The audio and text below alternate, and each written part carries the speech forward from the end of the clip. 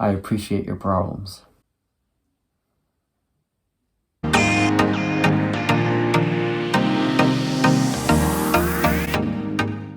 Hey guys, welcome to the vlog today. I can't do this right now. Papa has to leave in a few minutes, so we're trying to film this quickly. Today we just want to take a moment to talk to you about why we moved to Romania. It's been almost 5 years, right? 5 years in October. And so we just wanted to explain for maybe those of you who are new to our channel why we moved here, what we're doing here, what it's like here. We have to take you back just a little bit. Pablo and I met at a Bible college.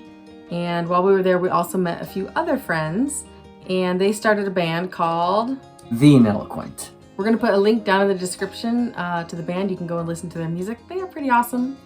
Maybe I'm a little biased, but yeah, they are pretty awesome. Check them out. So anyway, the band, there's another couple, Dan and Georgie. So they decided 8 years ago to move to Romania. Georgie is originally from Romania. Anyway, they wanted to continue doing some of their music, even though we were in Baltimore at the time and they were here in Romania. So Pablo took a couple trips.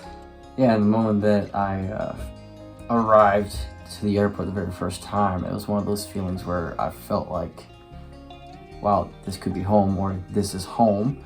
But I had remember at the time that before we moved to Baltimore to go serve at a church there, Bethany had made me promise that we would stop moving around.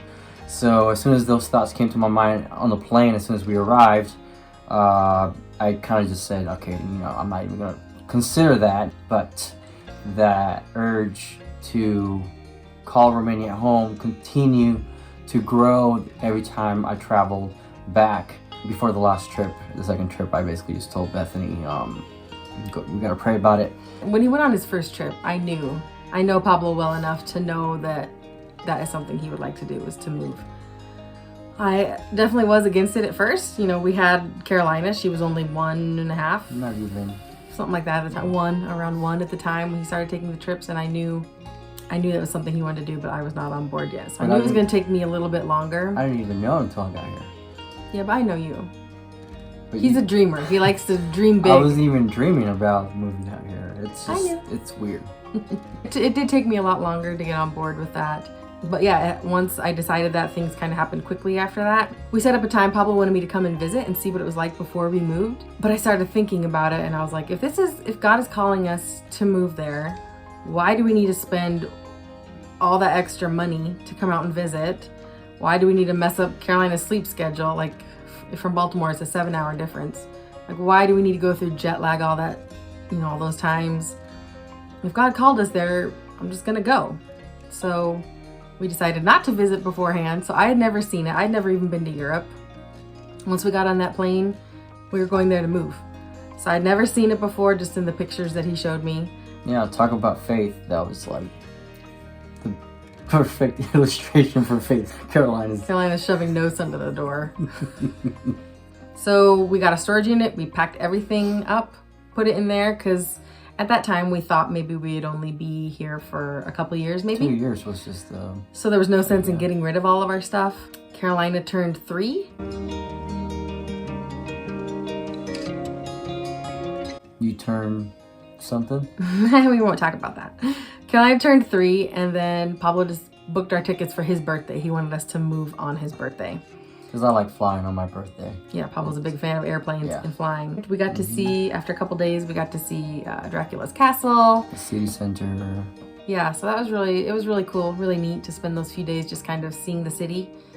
We couldn't move into our apartment for 2 weeks. No, 10 days. About 2 weeks, but yeah, so we were staying with another family that graciously let us stay in their home for those 2 weeks. But once we got here, it was kind of funny, just all the jet lag that we had. I had never experienced jet lag like that before. We're gonna include a couple little Snapchat videos that we did during the height of our jet lag. What's up? What's wrong with my mouth? What's wrong with my nose?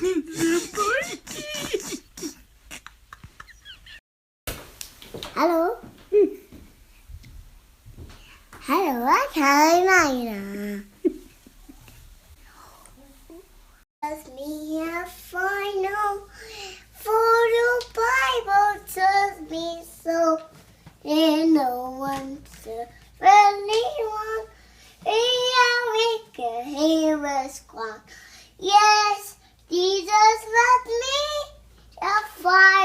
touch me so.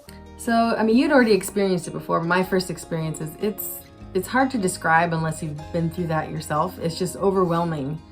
You know, a trip to the grocery store for normal items takes 2 hours. It takes way longer because I didn't know the language. So I was using Google Translate on my phone just to find your basic ingredients: salt, pepper, you know, all your seasonings, sugar, flour.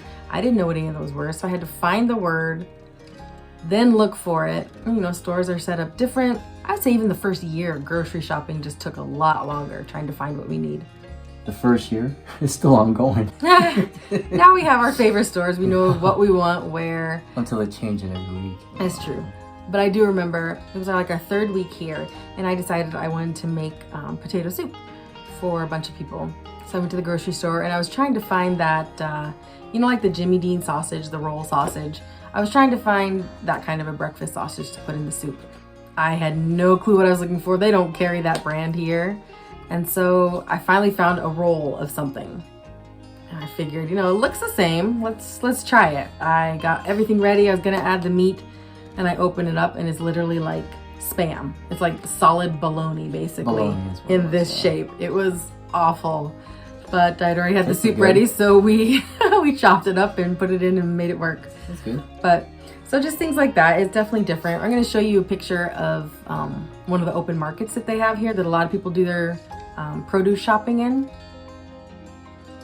Old world meets new world. This grandma, she's on her cell phone selling her produce in this market. It's one of my favorite pictures. It accurately represents what it's like here in Romania, grocery shopping.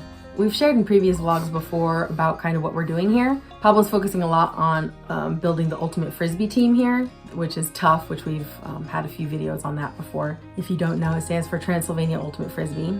Yeah, a lot of the work that we do focuses with mentoring and just creating a community where we can learn to support each other. Aside from that, we still do a lot of music work. So whether it's outside or inside of the church, and that's still one of the main works that we do. Yeah, so that just gives you a little glimpse of what it's like here. Like I said, we're going on 5 years now, so we did end up going back to America. We've been back one time in those 5 years, and the last time we were back, I was pregnant with Camila, and we got rid of everything in our storage unit, and we're like, you know what? We don't have any plans to come back to the United States as of right now, so let's just get rid of it. It was costing us too much money to keep that stuff in storage. So some challenges. I actually don't drive here. We have a manual car, and I never learned. Didn't think it was that important, but apparently it was. So maybe eventually we can get an automatic car that I could drive around. I'm not really wanting to learn right now. Pablo's picked up the language really well. Not well. I think it helped him knowing Spanish before too. Me, not so much. I did take lessons for a while, and I know the basic words. I can get around in the grocery store just fine now. But it is hard because here in Brașov, it's such an international community. People here know English, and they really want to practice their English with you. So I haven't really been forced to learn. So I do need to work on that. And Carolina also would like to work on that. Here's Carolina. Let's see, you were 3 when we moved here. Do you remember anything about it? No. You don't? Nothing? Do you remember the plane ride or anything? No. Here's another visitor. And of course, this one has never been outside of Romania since she's been born, so she doesn't know anything else. Unless you consider the embassy American territory. What? Waffle? You want a waffle? Mila, do you like Romania? Yeah. Yeah. Can you say ce faci? No. Okay, but can you look here and say ce faci? Ce faci. All right, she got her waffle. She's happy. So that hopefully just gives you a glimpse on why we're here in Romania. Maybe you were wondering what we're doing over here. Ask questions down in the comments if you have any. But anyway. Translation is, I really love my waffle, and thank you, Carolina, because you brought it to me. But Romania is an awesome place to visit. If you ever do get the chance, definitely take it. It's beautiful. Thank you guys so much for watching. Subscribe. Bye. Bye.